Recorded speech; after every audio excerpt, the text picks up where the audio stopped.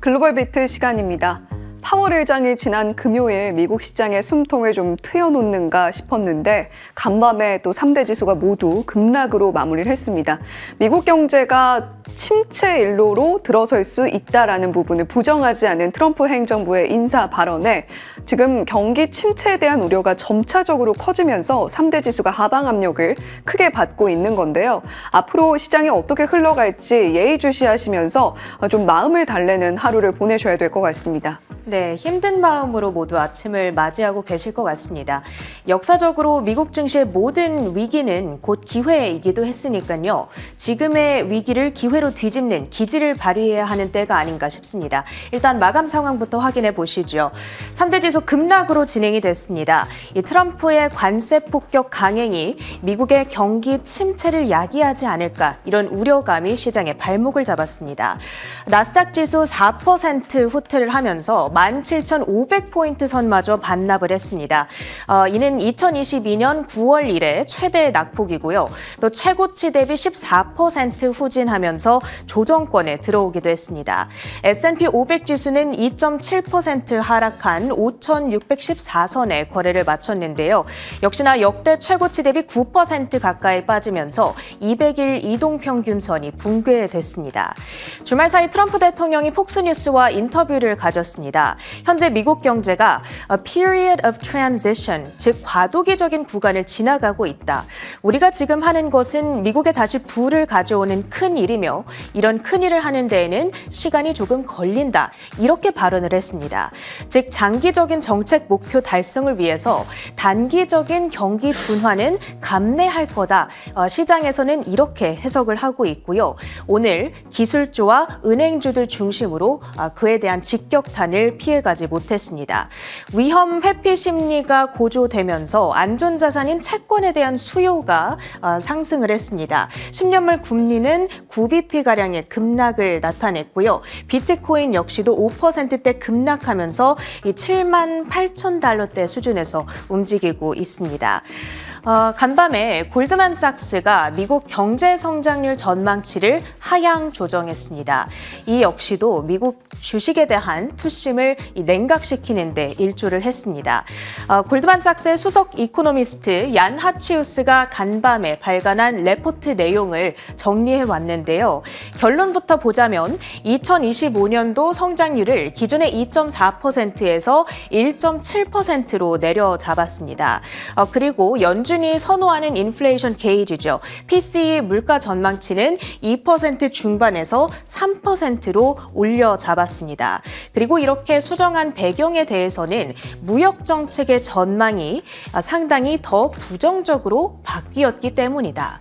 얼마나 더 부정적으로 바뀌었는가? 이 미국의 평균 관세율이 10%포인트 상승할 것으로 전망을 했습니다. 이는 골드만삭스의 기존 전망치인 5%포인트보다 2배 올라선 수준이고요.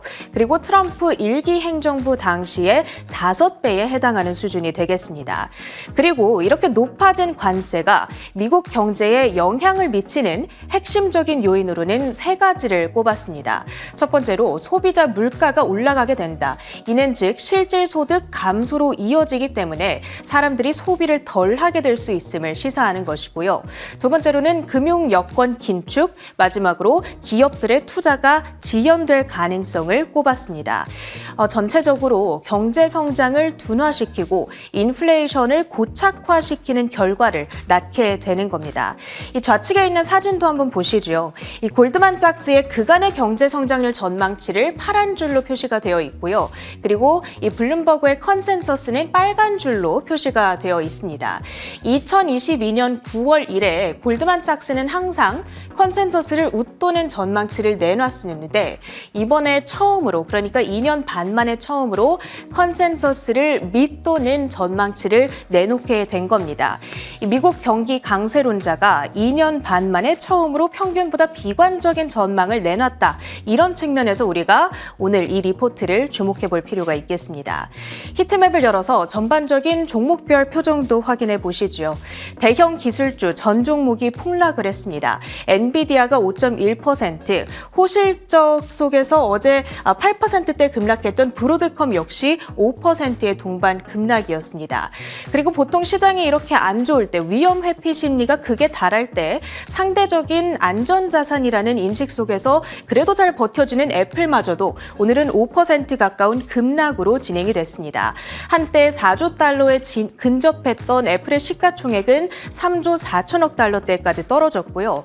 특히 오늘 기술주 가운데 가장 부진했던 종목은 테슬라, 15.4% 폭락이었습니다. 대선 이후 상승분을 전부 반납하고도 더 떨어졌고요. 이는 팬데믹이 발발했던 2020년 이래 최대 낙폭이기도 했습니다. 그리고 메타 역시도 4%, 아마존 4%대 급락이었습니다. AI 열풍으로 지난 2년간 엄청난 상승분을 보였던 이 M7 기술주들이 오늘은 트럼프 관세발 경기 침체 우려에 직면하면서 투매를 맞게 된 것입니다. 반대로 경기 변동과 상관없이 그래도 상대적으로 안정적인 실적을 유지할 수 있는 종목들이죠. 필수 소비재 일부 종목들이 좋은 흐름을 나타냈습니다.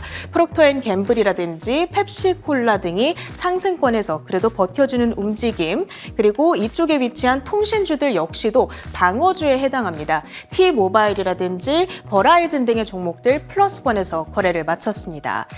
주요 기술주 이슈가 있었던 종목들 묶어서 보겠습니다. 간밤 테슬라 측에서 UBS 측에서 테슬라에 대한 매도 의견과 함께 목표가를 대폭 낮춰 잡았습니다. 이렇게 새롭게 수정된 목표가가 $225니까 간밤 종가와 거의 비슷한 수준이라고 보시면 되겠는데요. 머스크의 정치 행보를 차치하고 보더라도 1분기 출하 대수가 시장 예상치를 크게 밑돌 거란 전망치를 기존보다 16% 낮춘 36만 7천 대로 제시를 했습니다. 테슬라의 마감가는 15.4% 급락한 $222 수준으로 확인해 보실 수가 있겠고요. 이는 지난 12월에 기록했던 역대 최고가에 비해서 거의 절반 이상 하락한 수준이 되겠습니다. 두 번째로 오늘 장 마감 후에는 클라우드 소프트웨어 기업인 오라클의 실적 발표가 있었습니다. 매출 규모로 봤을 때 동종업계 세계 2위 규모에 해당하는데요. 141억 3천만 달러의 매출액에 1.47달러의 EPS를 기록했습니다. 어닝 미스가 나타난 건데 그럼에도 불구하고 현재 애프터마켓에서 주가는 오름세를 나타내고 있거든요. 가이던스가 긍정적이었다는 부분, 그리고 지금 어닝폴이 진행되는 가운데 여기서 나오는 코멘트 역시도 주목해 보실 필요가 있겠죠. 현재 주가는 1.5%의 플러스권에서 움직이고 있습니다. 이슈에 따라서 움직였던 특징주들 확인해 보겠습니다. 온라인 부동산 플랫폼인 레드핀, 주택담보대출 업체인 로켓컴퍼니스와 피인수 계약을 체결했다는 소식에 급등을 했습니다. 계약의 규모는 17억 5천만 달러 사이즈고요. 올해 2분기에서 3분기 내에 인수가 완료될 것으로 보입니다. 주가는 70% 이상의 급등으로 진행됐고요. 다음으로는 암호화폐 관련주인 마이크로 스트래티지입니다. 오늘 나스닥 100 지수 하락률 상위 종목으로 이름을 올렸는데 앞서 보셨던 비트코인 급락과 연계된 움직임을 나타냈습니다. 마이크로 스트래티지의 주가 17% 가까운 급락으로 진행됐고 그 밖에도 코인베이스 등의 크립토 관련주들 일제히 하락으로 진행됐습니다. 다음으로는 노보노디스크입니다. 비만 치료제 카그리세마의 임상 3상, 그 결과가 실망을 안겼습니다. 68주간 임상을 치러본 결과 환자들의 체중 감소 비중이 15.7%에 불과했는데 이는 이전 예상치인 25%에 한참 못 미치는 수치였습니다. 그러다 보니까 주가도 급락세를 면치 못했는데요. 9.4% 밀려나면서 80유로 선마저 반납하는 움직임 나타냈습니다. 다음으로는 월가 IB 투자 의견 상하향에 따라서 움직였던 종목들입니다. 첫 번째로는 앱 러빈, 최근에 공매도 리포트로 인해서 주가 급락세를 나타냈었고요. 또 S&P 500 지수 편입 실패에 대한 실망감 역시 자리하고 있습니다. 그런데 간밤 시티 측에서는 최근의 조정이 과도했다, 지금이 매수 기회임을 시사했습니다. 목표가를 기존에 $600로 유지했는데 이는 전일 종가 대비 122%의 상승 여력이고요. 특히 4분기 이커머스 사업이 좋았다라는 점, 그리고 1분기 첫 두 달간 자사주 매입을 큰 규모로 진행했다는 점을 긍정적으로 평가했습니다. 엠러빈의 주가는 12% 간밤에 급락세를 나타냈고요. 다음으로는 크래커 배럴 레스토랑 브랜드입니다. 트레이스트 측의 목표가 상향 소식이 있었는데요. 턴어라운드 노력이 실적 성과로 나타나고 있다. 그런데 이 부분이 주가에는 반영되지 않았다는 점에 주목했습니다. 주가는 3% 정도의 플러스였습니다. 특징주 모두 확인해봤고요. 주요 외신 헤드라인들 살펴보시죠. 네, 주요 헤드라인입니다. 여러 가지 이슈들은 쏟아지는데 시장에 크게 호재로 작용할 만한 뉴스들은 눈에 띄지 않는 요즘이죠. 매크로 한판 먼저 보시죠. 지금 경기 침체 공포로 인해서 시장 매도세가 점차적으로 가속되고 있습니다. 나스닥 지수는 고점 대비 10% 넘게 빠지고 있는 상황인데요. 나스닥뿐만이 아니라 S&P 500, 다우존스 지수 역시 마찬가지로 하락을 피해가지 못하고 있는 요즘입니다. 잠시 후에 글로벌 IB들의 올해 전망치 어떻게 수정되고 있는지 함께 들여다보시고요. 트럼프 대통령과 시진핑 중국 국가주석이 만날 수 있다는 보도가 월스트리트 저널을 통해서 단독으로 나타났습니다. 6월 양 정상들의 생일을 맞아서 생일 정상회담 가능성이 거론되고 있는데요. 그 밖에도 캐나다에서는 마크 카니 총리가 앞으로 트루도 총리의 후임으로 또 직을 이어받게 될 것이다라는 이야기가 나오고 있습니다. 그런데 트럼프 대통령과 이 신임 캐나다 총리 사이에도 어느 정도 갈등이 예상되고 있는 만큼 관세에 대한 우려감이 조금 더 지속될 수 있다라는 우려감 함께 나타나고 있죠. 자, 그리고 간밤에는 뉴욕 연은의 1년 기대 인플레이션 수치가 발표가 됐습니다. 3.1%로 상승하는 데이터를 받아보기는 했는데요. 전반적인 자신감이 크게 하락하고 있다라는 상세 지표들을 들여다볼 수가 있었습니다. 채무를 갚을 수 있는 능력이 현저하게 떨어지고 있고 소비자들이 지갑을 열 수 있는 심리 자체는 점차적으로 위축되고 있다는 데이터인데요. 경기 침체에 대한 우려감이 점차적으로 고개를 들고 있는 지금 이러한 지표들도 함께 체크를 해보셔야 되겠죠. 자, 아무래도 경기 둔화 가능성이 언급되면 유가는 떨어지기 마련입니다. 지난 2거래일 동안 간신히 올려놨던 WTI 원유 선물 다시 1.5% 약세 흐름을 그리기도 했죠. 자, 그렇다면 주요 종목들 이슈는 어떤 것들이 있었을까요? 사실 시장에 좋은 뉴스가 들려오더라도 크게 상승으로 이어지지는 못하고 있습니다. 또 5% 하락한 시총 3위로 내려앉은 엔비디아, 거기다가 중국 기술주 전반에 밀리고 있는 매그니피센트 종목들은 어떻게 좀 상승의 모멘텀을 찾아야 할까요? 자, 더불어서 구글 AI 업체 지분 매각 요구를 미국 법무부가 철회했다라는 소식도 들려왔습니다. 하지만 구글 알파벳 역시 간밤에 주가 상승을 만들어내지는 못했죠. 자, 다만 아무래도 크롬이라는 검색 서치 기능을 제공하고 있는 구글 알파벳인 만큼 검색 독점에 있어서는 규제를 이어가겠다라는 입장입니다. 자, TSMC가 1월과 2월 2025년에 매출을 발표를 했습니다. 전년 동기 대비로는 늘어나는 모습을 보였는데 약간의 문제가 감지되기도 했죠. 잠시 후에 자세하게 짚어보겠고요. 중국 기업들의 로봇 굴기가 점차적으로 강화되고 있습니다. 내년에 플라잉카와 휴머노이드 양산 계획을 밝힌 샤오펑, 그 밖에도 중국 기업들이 로봇 쪽에서 미국에 앞서 훨씬 더 강력한 굴기를 형성하고 있다는 이야기인데요. 이 부분도 계속해서 로봇 관련한 모멘텀이 나올 때마다 체크를 해보셔야 되겠습니다. 자, 앞서서 노보노디스크의 카그리세마 관련한 이슈는 체린 앵커가 짚어주었죠. 첫 번째 헤드라인 바로 살펴보겠습니다. 자, 허니문 랠리라고 하죠. 당선 이후에 주식시장이 상승하는 것을 의미합니다. 그런데 2009년, 그러니까 미국이 2008년에 서브프라임 모기지 사태로 인해서 심각한 경기 침체 상황을 겪은 이후에 최악의 50일을 맞이하고 있는 트럼프 행정부 2기입니다. 자세한 내용 함께 들여다보시죠. 도널드 트럼프 미국 대통령으로 백악관에 복귀한 이후 미국 주식시장이 롤러코스터를 타고 있습니다. 다우존스 마켓 데이터에 따르면 미국 주식시장은 버락 오바마 대통령이 글로벌 금융위기 와중에 대통령직을 맡았던 2009년 이래 대통령 취임 첫 50일 동안 가장 약한 흐름을 보이고 있습니다. 최근 미국 시장은 관세 정책의 불확실성 등을 이유로 3주에 걸쳐 매도세가 심화되면서 S&P 500 지수는 2월 19일 기록한 사상 최고치 대비 9.1% 하락했으며 나스닥 종합지수는 최근 고점 대비 14% 내렸습니다. 네, 상세하게 좀 표를 다시 한번 들여다보면요. 2009년에 버락 오바마 대통령이 취임했을 당시에 첫 50일 동안의 추이, 이렇게 네 부분이 모두 빨간색으로 표시가 되어 있습니다. 첫 번째 칸이 다우존스 지수 16.4% 내렸고요. S&P 500 지수는 15.4%, 그리고 나스닥은 11.2% 내림세를 보였습니다. 중소형주로 구성된 러셀 2000 지수는 21%보다 큰 충격을 받아가는 모습이었죠. 자, 그리고 2025년 도널드 트럼프 대통령 취임 직전의 미국 증시를 들여다보면요. 사상 최고가를 연일 경신하는 흐름을 보여줬었습니다. AI를 등에 업고 강력한 성장 모멘텀을 발굴했던 미국 증시였는데 막상 취임 50일을 집계를 해보니까 그동안 너무 많이 올랐던 탓일까요? 다우존스 지수가 2.6%, S&P 500 지수는 5.6%, 나스닥 지수는 10.5%, 러셀 2000 지수는 8% 넘게 내림세를 나타내고 있습니다. 자, 그렇다면 상승의 모멘텀을 모색을 해볼 수 있을 것인가? 다음 장이어서 살펴보시죠. 자, 점진적으로 공포지수가 오르고 있습니다. 빅스 지수가 보통 급등하는 경우를 보이긴 하는데요. 급등을 했다가 이렇게 금방 안정세를 찾는 모습을 보여줍니다. 파란색이 빅스 지수의 추이고요. 노란 선이 S&P 500인데요.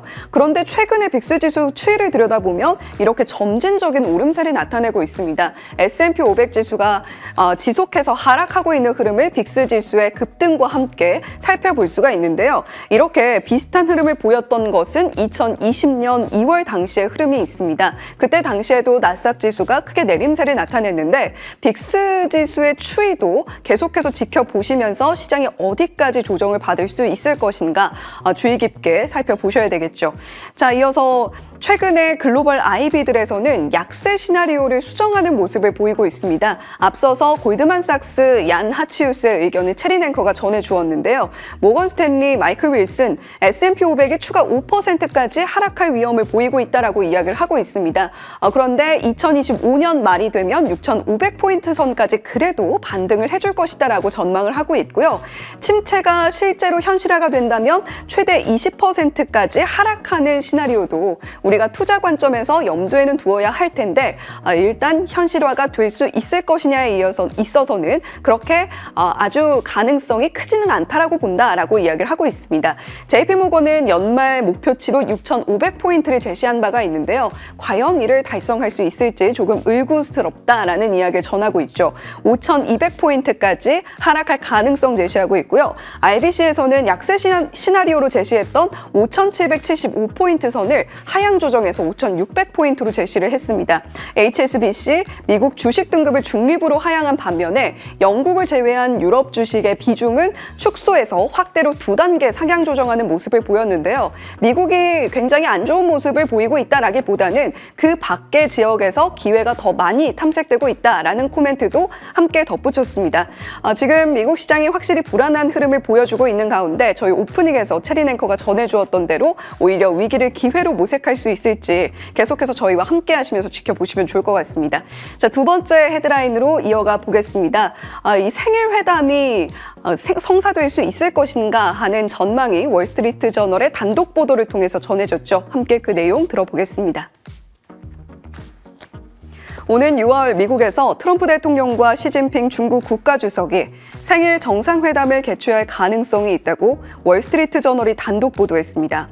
트럼프 대통령과 시진핑 중국 국가주석은 지난 11월 트럼프 대통령이 대선에서 승리한 이후 대표들을 통해 정상회담에 대한 관심을 표명해왔습니다. 네, 양국 정상의 생일이 굉장히 비슷합니다.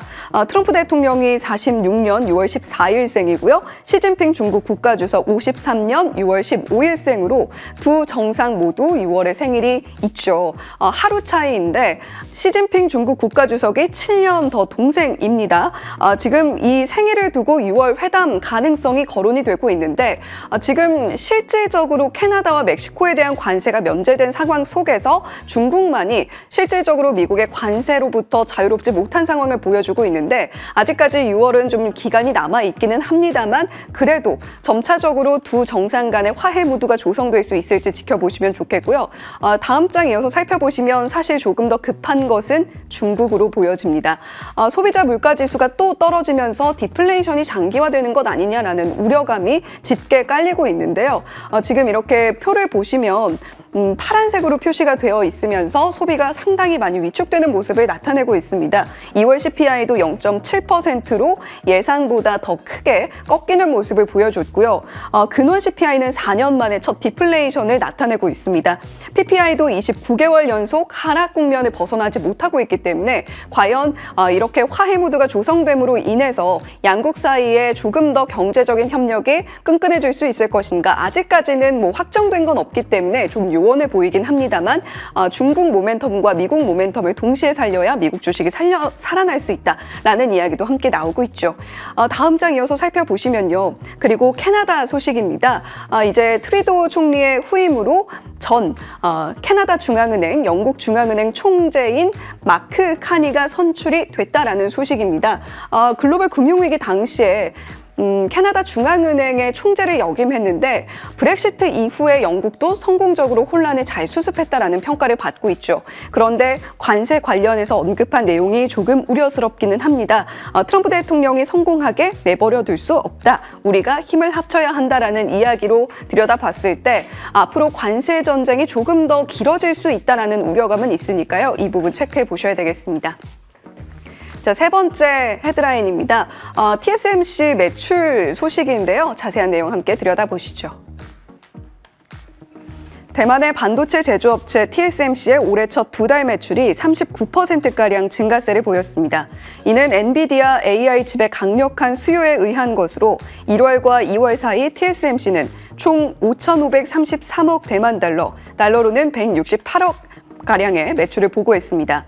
애널리스트들은 평균적으로 이번 분기에 약 41%의 성장을 예상하고 있습니다.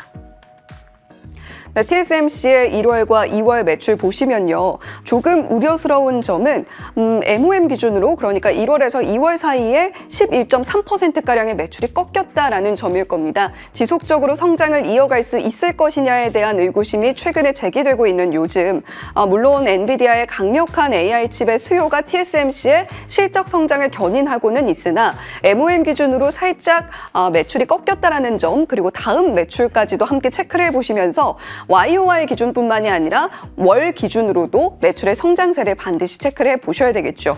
자, 다음 장 이어서 살펴보겠습니다. TSMC의 실적을 살펴본 이후에 매그니피센트 7 종목들의 최근 추이를 들여다보니까요. AI 모멘텀이 과연 지속될 수 있을 것인가 조금 의문스러운 것도 사실입니다. AI 수요가 다시 매그니피센트 7 종목들의 성장을 이끌어줄 수 있을 것인가. M7 종목들 가운데에서 낙폭이 가장 큰 게 테슬라고요. 그 다음이 엔비디아입니다. 아마존, 구글, 마이크로소프트, 애플과 메타 순으로 낙폭이 적게 나타나고 있는데 전반적으로는 고점 대비 많이 하락한 모습이기도 하죠. 매그니피센트 7 종목의 상승 모멘텀을 결국 AI에서 찾아야 될 텐데 오라클의 실적도 함께 다시 한번 들여다보겠습니다. 자, 현재 어닝콜이 진행 중인데요. 실적 발표 이후에 사실 매출은 좀 전반적으로 실망스러운 모습을 보여줬음에도 시간의 주가 상승이 나타났습니다. 레리 앨리슨도 직접 나서서 어닝콜에서 코멘트를 할 거라고 하는데요. 주요 내용은 1,300억 규모의 블랙록이 내년 매출의 15%가량의 증가세를 견인해 줄 것이다 라고 이야기를 하면서 결국 AI가 주요 동력이 될 거다라고 이야기를 하고 있습니다. 또 올해 말까지 데이터 센터 용량을 2배까지 확장을 할 것이다라는 코멘트도 들여다볼 수 있었는데요. 사실 계속해서 좀 멘트를 체크를 하다가 캐펙스 투자에 관한 이야기도 하고 있을 때 방송에 들어왔거든요. 자세한 내용은 또 뉴스프레소에서 이어서 전해드릴 수 있도록 하겠습니다. 지금까지 주요 헤드라인 전해드렸습니다.